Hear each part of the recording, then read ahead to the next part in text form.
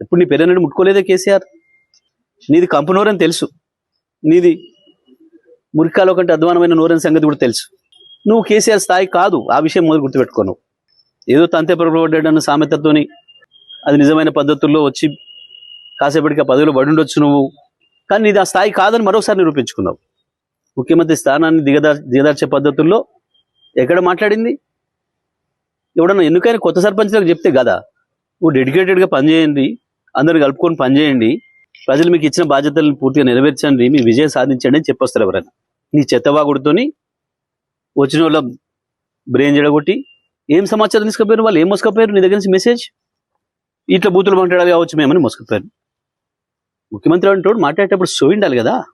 ఒకటి మాత్రం వాస్తవం రేవంత్, కేసీఆర్ని ఏదో ఈ రాయి కట్టుకొని నిలబడసావు, ఆ రాయి కట్టుకొని నిలబడసావు అని మాట్లాడుతున్నావు కదా.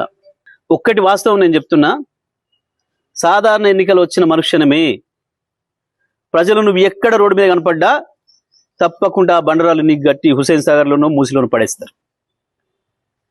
ఆ పరిస్థితి వస్తుంది నీ పార్టీకి, నీ కాంగ్రెస్ పార్టీకి. నీకు ప్రజలే బండరాలు గట్టి మున్సిపాలిటీ చెత్తను వారేసినట్టు తీసుకుపోయి మూసి నదిలో పారేస్తారు. గుర్తుపెట్టుకో.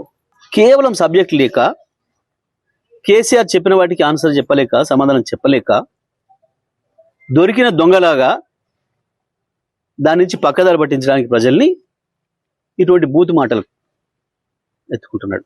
చూడలేదా ప్రజలు? కోట్లాది మంది ప్రజలు చూసిండ్రు. ఎక్కడికక్కడ టీవీలకు అతుక్కపోయి ప్రయాణాలు చేసే వాళ్ళు కూడా సెల్ ఫోన్లలో చూసుకుంటూ పోయినారు.